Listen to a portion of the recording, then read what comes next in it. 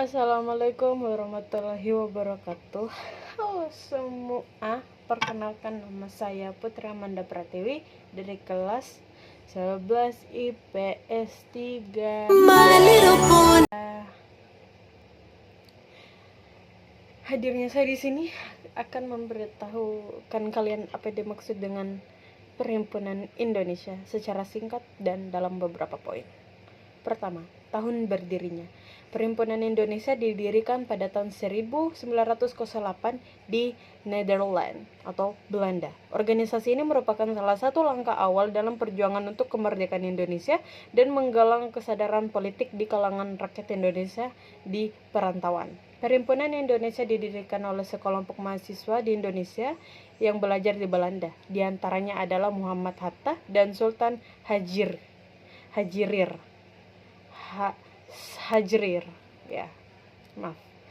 Mereka mendirikan organisasi ini sebagai wadah untuk perjuangan kemerdekaan dan meningkatkan kesadaran politik di kalangan rakyat Indonesia. Kedua, latar belakang, yaitu 1. Ketidakmampuan terhadap kolonialisme. Banyaknya mahasiswa Indonesia yang belajar di Belanda merasa frustasi dengan perlakuan kolonial yang menindas dan didiskriminasi terhadap rakyat Indonesia. Yang kedua, pendidikan dan kesadaran politik. Di Belanda, membuktikan wawasan pada mahasiswa mengenai pemikiran politik, demokrasi, dan hak-hak asasi manusia. Ketiga, pengaruh gerakan nasional. Munculnya berbagai gerakan nasional di Indonesia seperti Budi Utomo yang didirikan pada tahun 1908. Jika kalian ingin mengetahui apa yang dimaksud dengan Budi Utomo secara singkat dan ringkas-ringkasnya, cek di video saya yang lalu-lalunya. Yang keempat, keterlibatan diaspora. Banyak mahasiswa yang berasal dari berbagai daerah di Indonesia merasa perlu untuk membangun solidaritas di antara mereka, sehingga terciptalah wadah untuk memungkinkan mereka berkolaborasi dan bertukar ide. 5. Visi misi untuk masa depan. Para pendiri Perhimpunan Indonesia memiliki visi untuk menciptakan Indonesia yang merdeka, berdaulat, dan sejahtera. Latar belakang ini, Perhimpunan Indonesia menjadi salah satu organisasi penting dalam sejarah perjuangan kemerdekaan Indonesia. Ketiga, tokoh-tokoh penting. Yang pertama, Muhammad Hatta, salah satu pendiri dan tokoh utama yang kemudian menjadi wakil presiden pertama Republik Indonesia. Dan kedua, Sultan Syahril.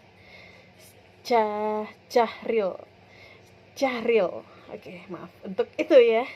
Pendiri dan salah satu pemimpin Perhimpunan Indonesia yang dikenal sebagai orator ulang dan pemikir progresif. Ia kemudian menjadi Perdana Menteri pertama Indonesia setelah kemerdekaan. Dan yang ketiga, Dr. Cipto Mangunkusumo. A few moments later. Mangunkusumo. Maaf. Ini susah banget, maaf ya.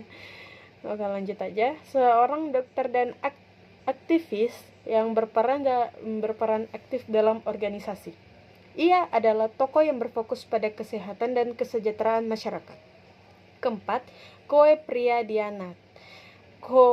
Priyadinata, seorang tokoh yang juga terlibat dalam Perhimpunan Indonesia, berkontribusi pada penyebaran pemikiran dan ide-ide nasionalisme. Dan yang ketiga, H.O.S. Tedjokroaminoto. Meskipun lebih dikenal sebagai tokoh Serikat Islam, pengaruh terhadap generasi muda termasuk yang terlibat dalam Perhimpunan Indonesia sangat besar.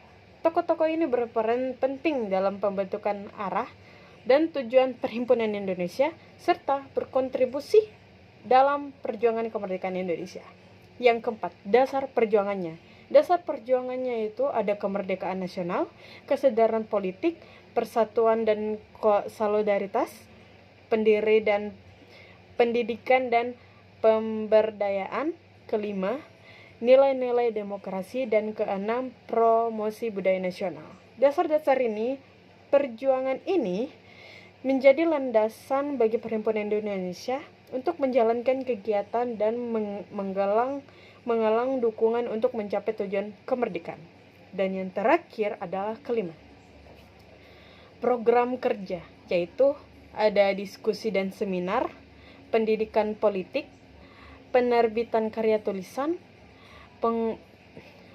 penggalangan solidaritas, aksi sosial, advokasi dan lobbying.